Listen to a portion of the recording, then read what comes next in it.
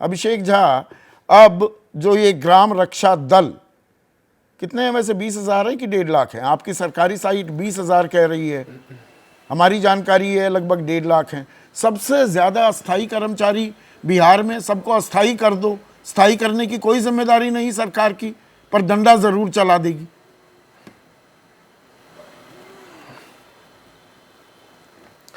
आपने ये भी दृश्य देखा होगा कि उन लोगों से मुलाकात होती है डिप्टी चीफ मिनिस्टर की, उनकी बातें भी सुनी जाती है। बिहार का मॉडल पूरे देश में है संदीप जी।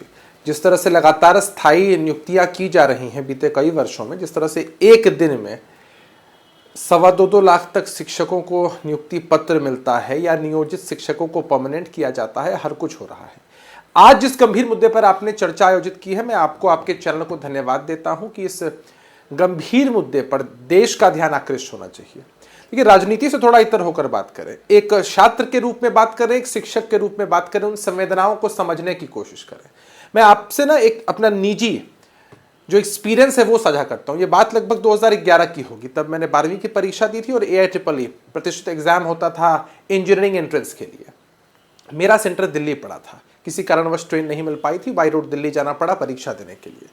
चिलचिलाती धूप, अप्रैल का महीना था, परीक्षा दी। परीक्षा देने के बाद मालूम चलता है कि प्रश्न पत्र लीक हो चुका है, इसलिए दी हुई परीक्षा को रद्द किया जाता है। फिर कुछ दिनों के बाद फिर से परीक्षा आयोजित होती है।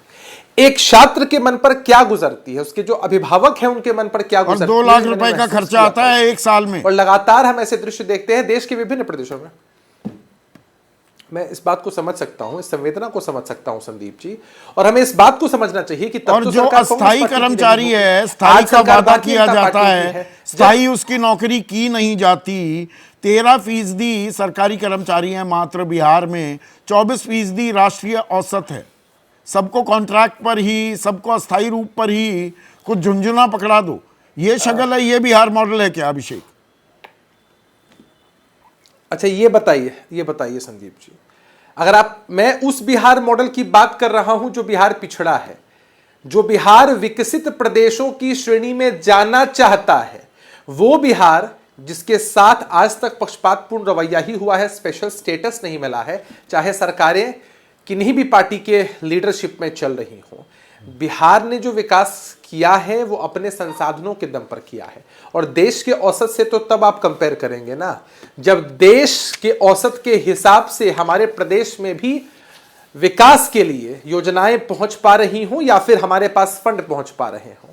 समझना यह है कि कोई प्रदेश जो पिछड़ा है, एक प्रदेश जिसमें 18 साल सरकार चलाई है, उसमें बमुश्किल 3 साल लगा लो, वो आप आरजेडी के साथ थे, बाकी तो डबल इंजन सरकार रही 2014 से। अब आप मैं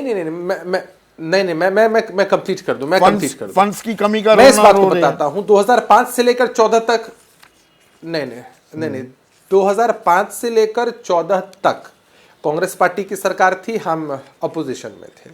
अगर इस दरमियान आप बात करते हैं तो 17-18 महीने का वक्त उस वक्त, और ये समय अगर हम मिला दें तो 3 सालों का वक्त हमने राष्ट्रीय ये बात तो मैंने कही, पर इसमें देखिए नौकरी सरकार नहीं दे सकती है। एक मिनट AK वाजपेयी, एक मिनट अभिषेक, AK वाजपेयी,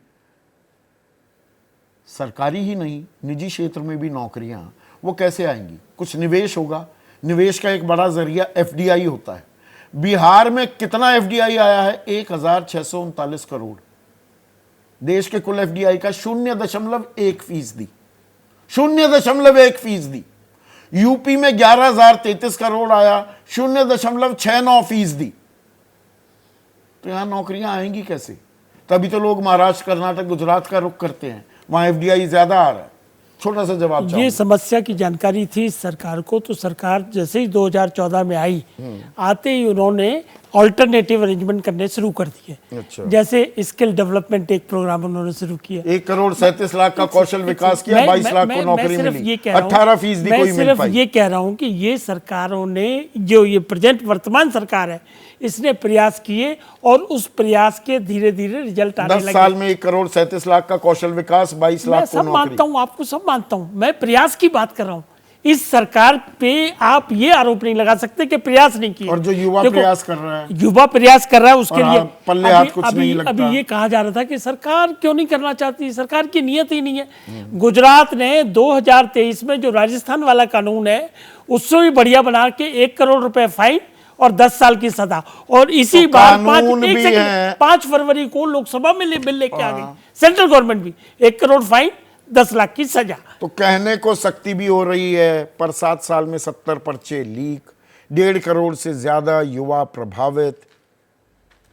इस युवा शक्ति को हम चैनलाइज नहीं करेंगे, विश्व गुरु कैसे बनेंगे? ये बहुत ही गंभीर समस्या है और सबको सोचना होगा, सरकारों पर दबाव डालना होगा और सरकारों को भी समन्वय करना होगा। जैसे ही घड़ी का काटा दोपहर 2:30 पे आए, बबीता जी का दिल सास बहू साजिश के लिए मचल जाए।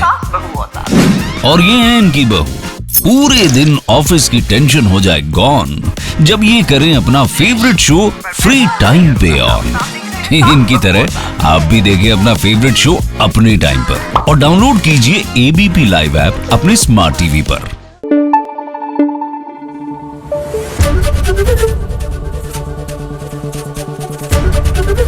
एबीपी न्यूज आपको रखे आगे।